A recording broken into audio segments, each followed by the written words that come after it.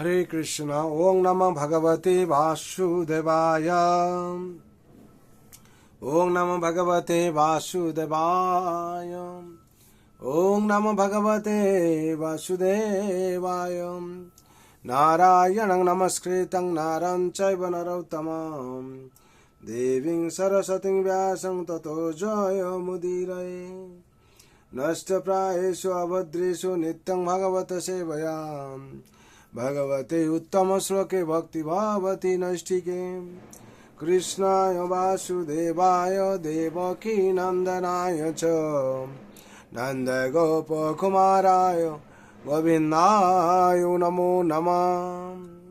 हरे कृष्ण। श्रीमद् भागवत स्कंद 1 अध्याय 2 श्लोक संख्या 24। पार्थिवादारुणो धूमा तस्मादग्निस्त्रयमयं तमसन्तो रजस्तमात् सत्वजद ब्रह्म दर्शनम। শব্দে বলা আছে পার্থিবাত মাটি থেকে, দারুণ কাঠ, ধূম ধূম, তসমাৎ তা থেকে, অগ্নি আগুন, ত্রয়ী বৈদিক যজ্ঞ, ময় তৈরি হয়, তমস তমগুণে, তু কিন্তু, রজগুণে, তস্মাৎ তা থেকে, সত্যম সত্যগুণে, যত যা ব্রহ্ম পরম ব্রহ্ম তত্ত্ব, দর্শনম উপলব্ধি। অনুবাদ: কাঠ হচ্ছে মৃত্তিকার বিকার, কিন্তু ধোঁয়া কাঠ থেকে শ্রেয়, আর অগ্নি তার থেকেও শ্রেয়। কেননা অগ্নির দ্বারা বৈদিক যজ্ঞের মাধ্যমে উচ্চতর জ্ঞান লাভ করা যায়। তেমনি রজগুণ তমগুণ অপেক্ষা শ্রেষ্ঠ, কিন্তু সত্যগুণ সর্বশ্রেষ্ঠ। কেননা সত্যগুণের দ্বারা আমরা পরম সত্যকে উপলব্ধি করতে পারি। তাৎপর্য: পূর্বেই বিশ্লেষণ করা হয়েছে যে পরমেশ্বর ভগবানের প্রেমময় সেবার দ্বারা জীব জড় জগতের বন্ধন থেকে মুক্ত হতে পারে। এখন আরও বিস্তারিতভাবে বোঝানো হচ্ছে যে ভগবত ভক্তি অনুশীলন করার যোগ্যতা অর্জন করার জন্য প্রথমে সত্যগুণের স্তরে উন্নীত হতে হবে। কিন্তু উন্নতির পথে যদি কোনো বাধা আসে, তবে যে কেউ সদ্গুরুর সুদক্ষ পরিচালনায় এমনকি তমগুণের স্তর থেকে সত্যগুণে উন্নীত হতে পারে। তাই ভগবত ভক্তি লাভে ঐকান্তিকভাবে আগ্রহী ব্যক্তিকে সে পথে অগ্রসর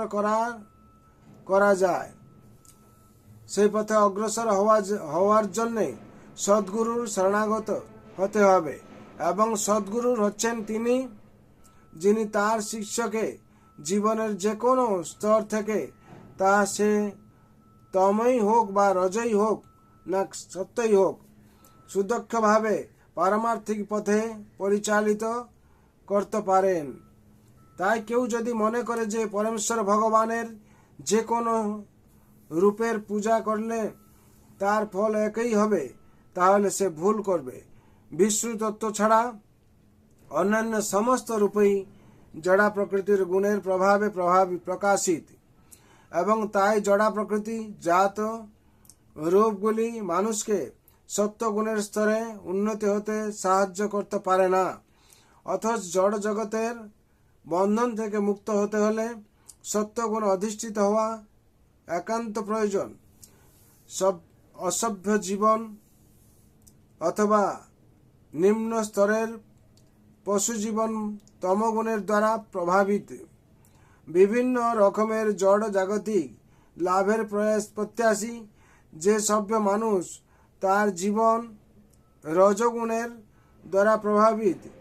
রজগুণের স্তরে দর্শন, শিল্পকলা, নীতিবোধ ইত্যাদির সূক্ষ্ম আবেগের মাধ্যমে পরম সত্যকে জানার স্বল্প আভাস দেখা যায়, কিন্তু সত্যগুণ হচ্ছে তারও অনেক ঊর্ধ্বে জড়া প্রকৃতির গুণ, যা পরম সত্যকে জানার জন্যে মানুষকে যথার্থভাবে সাহায্য করে। অর্থাৎ বিভিন্ন গুণের দ্বারা প্রভাবিত বিভিন্ন রকমের পূজা পদ্ধতির মধ্যে ব্রহ্মা, বিষ্ণু এবং মহেশ্বরের পূজার মধ্যে গুণগত পার্থক্য রয়েছে এবং সেগুলির ফলও ভিন্ন। হরি বল। এখানে 24 নম্বর শ্লোকের তাৎপর্য সম্পূর্ণ হলো। বিশেষ করে এখানে 3 গুণের কথা বর্ণনা করা হচ্ছে, আর বিশেষ করে বলা হচ্ছে যে জ্ঞান আহরণের কথা বলা হচ্ছে। সব থেকে উচ্চতর জ্ঞান লাভ করার জন্য কি করতে হবে? তেমনি রজগুণ তমগুণ অপেক্ষা শ্রেয়, কিন্তু সত্যগুণ সর্বশ্রেষ্ঠ। আর কেননা সত্যগুণের দ্বারা আমরা পরম সত্যকে উপলব্ধি করতে পারি। তাই কেউ যদি মনে করে যে পরমেশ্বর ভগবানের যে কোনো রূপের পূজা করলে তার ফল একই হবে, তাহলে সে ভুল করবে। বিশ্বতত্ত্ব ছাড়া অন্যান্য সমস্ত রূপই জড়া প্রকৃতির গুণের প্রভাবে প্রকাশিত, এবং তাই জড়া প্রকৃতির জাত রূপগুলি মানুষকে সত্যগুণের স্তরে উন্নীত হতে সাহায্য করতে পারে না। অথচ জড় জগতের বন্ধন থেকে মুক্ত হতে হলে সত্যগুণ অধিষ্ঠিত হওয়া একান্ত প্রয়োজন। যতক্ষণ আমরা সত্যগুণ অধিষ্ঠিত না হচ্ছি, ততক্ষণ আমরা ভগবানকে উপলব্ধি করতে পারবো না। তার জন্যে বিশেষ করে আমাদেরকে সত্যগুণ অধিষ্ঠিত হতে হবে এবং ভগবানের চরণের শরণ নিতে হবে। এই পরমশাস্ত্র ভাগবতম থেকে আমরা অমৃত কথা জানতে পারছি, ভগবান লীলা সম্বন্ধে জানতে পারছি। তার জন্য সবাইকে আমাদের কি করতে অভ্যাস করতে হবে, এই ভাগবত শ্রবণ করার অভ্যাস করতে হবে এবং পাঠ করার অভ্যাস করতে হবে। কেন শাস্ত্রে বর্ণনা করা হয়েছে, শ্রবণ কথা বলা হয়েছে। পরীক্ষিত মহারাজ কিভাবে শ্রবণ করে ভগবত প্রাপ্তি হয়েছিলেন, কিংবা এই জন্ম মৃত্যু জরাবেদ চক্র থেকে মুক্তি পেয়েছিলেন। সেরকম আমরা যদি নিষ্ঠা সহকারে করি, আমাদের কর্তব্য হচ্ছে নিত্যম ভগবত সেবায়া। প্রত্যেক দিন ভগবানের 3টে জিনিস সবসময় মনে রাখবেন। প্রথম হচ্ছে আমাদের শরীরকে মহাপ্রসাদ ভোজন করে এবং ভগবানের আরাধনা করে শরীরকে ঠিক রাখতে হবে। শরীর যে ঠিক থাকে আপনি সাধনা করতে পারবেন। আর সাধনা কি? ভগবান যে বলছেন অভ্যাস যোগ যুক্তেন চেতসা নামনা, ভক্তিযোগ অভ্যাস করতে হবে। ভক্তিযোগ যদি আমরা অভ্যাস করি তাহলে আমাদের সার্বিক মঙ্গল হবে। আর কি করতে? সেবা করতে হবে, সাধুগুরু বৈষ্ণবের সেবা করতে হবে এবং ভগবানের সেবায় নিজেকে নিয়োজিত রাখতে হবে। তাহলে অবশ্যই আমরা ভগবানের কৃপা পাবো। কেন শরণাগতে বলা হয়েছে অবশ্যই রাখিবে কৃষ্ণ বিশ্বাসে। যদি আমাদের বিশ্বাস থাকে, ভগবান অবশ্যই রক্ষা করবেন। তার জন্য আমরা সম্পূর্ণ পূর্ণ মাত্রায় ভগবানকে বিশ্বাস করে ভগবানের চরণে শরণ নিয়ে আমাদের কাজ হলো আমাদের সাধনা করা কিংবা ভগবানের সেবা করা। নিত্য দাস বলে মনে করে, জীবের স্বরূপ হয় নিত্য কৃষ্ণ দাস মনে করে আমরা প্রত্যেক দিন ভগবানের সেবায় নিয়োজিত থাকব। এবার ভগবান নিষ্কৃপালু, কি করবেন ভগবান জানেন। সুতরাং আমাদের কর্তব্য কর্ম আমাদের করতে হবে। ভগবান কৃপালু, তিনি যখন কৃপা করে দৃষ্টিপাত করবেন আমাদের উপর, তখন আমাদের সার্বিক মঙ্গল হয়ে যাবে। তার জন্য সেই অবস্থায় আছে, তার জন্য আমাদের সাধনা জারি রাখতে হবে। যদি আমরা মনে করি আজকে করবো কালকে করবো না, সেরকম করলে হবে না। প্রত্যেক দিন সাধনা করতে হবে, ভগবানের সেবায় করতে হবে এবং সাধনা করতে হবে এবং সাধুগুরু বৈষ্ণবের সেবার মধ্যে নিজেকে নিযুক্ত রাখতে হবে। তখন কি হবে? একদিন না একদিন ভগবান আমাদের কৃপা করবেন। এটা আমার 100% বিশ্বাস আছে ভগবানের উপর, আর আপনারাও সে বিশ্বাস করুন। কেন? ভগবান হচ্ছেন কৃপালু, এই সংসারে কাউকে নিরাশা করেননি। দেখুন, একটা উদাহরণ দিতে পারবেন কাউকে নিরাশা করেছেন? আর যেই সংসারে বলছে আমি কিছু পাইনি, ও ভগবানের সেবা করছে না, ও নাটক করছে। সুতরাং নাটক করলে নাটকের মতন হবে। যদি আমরা সত্যিভাবে ঠিকভাবে ভগবানের সেবা করি, ভগবান যা বলেছেন সেটা করার চেষ্টা করব আমরা। চেষ্টা করি তাতে ভগবান কৃপা করবেন। আমরা যে কলিযুগে সংসারে থাকছি, গৃহস্থ জীবনে কিংবা এই ব্রহ্মচারী জীবনে, আমাদের কাজ চেষ্টা করা। 100% না পারলেও চেষ্টা থাকলেও ভগবান অবশ্যই কৃপা করবেন।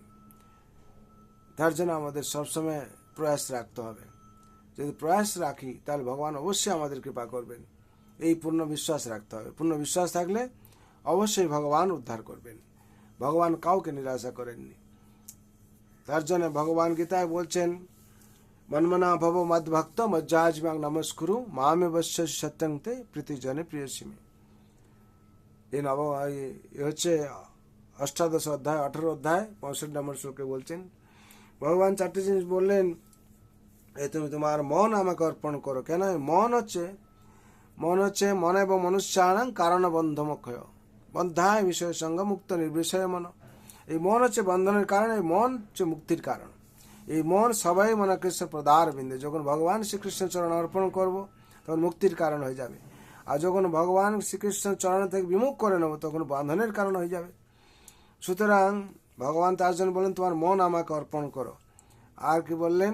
বলেন, তুমি আমার ভক্ত হয়ে যাও। যদি আমরা ভগবানের ভক্ত হয়ে দাসত্ব স্বীকার করি তাহলে আমাদের অবশ্যই মঙ্গল হবে। আর ভগবান বলে, আমাকে পুজো করো, মজ্জাজিমাং নমস্কুর, আমাকে পুজো করো। যদি আমরা ভগবানের পুজো করি, ভগবানের কৃপা আমাদের মধ্যে প্রবেশ করবে আর কৃপা আমাদের বর্ষণ হবে। আর ভগবানকে যে নমস্কার করার কথা বলছেন, প্রত্যেককে নমস্কার করতে হবে। ভগবান ভক্তির একটা অঙ্গ হচ্ছে নমস্কার। যদি আমরা প্রত্যেক দিন ভগবানকে নমস্কার করি, এই নমস্কারের মাধ্যম দিয়ে সব ফল প্রাপ্তি হবে। আর ভগবানের ভক্তি করতে পারো ভগবানের কৃপার মাধ্যমে দিয়ে। তার জন্য প্রত্যেককে নমস্কার করতে হবে। তার জন্য সবাইয়ের মঙ্গল যেন, শান্তির জন্য আমি ভগবান রাতুল চরণে প্রার্থনা করছি। আপনারা সবাই ভালো থাকবেন আর সবাই আনন্দে থাকবেন। সর্বভন্তু সুখিনা সর্বে শান্ত নিরাময় সর্বভদ্রাণি পশ্যন্তু মা কশ্চিৎ দুঃখ ভাগ ভবে। হরে কৃষ্ণ কৃষ্ণ কৃষ্ণ হরে হরে, হরে রাম রাম রাম হরে হরে। जय हरि नाम महाप्रभु की जय। जय जगत गुरु शिल प्रभुपाद जय। श्री गुरु महाराज की जय। श्रीमद् भगवद गीता यथार्थ की जय। श्रीमद् भागवत महापुराण की जय। अनंत कोटि वैष्णव भक्त वृंद जय। उपस्थित भक्त वृंद जय। इताय गौर प्रेमानंदे। हरि हरि बोल, हरि हरि बोल, हरि हरि बोल।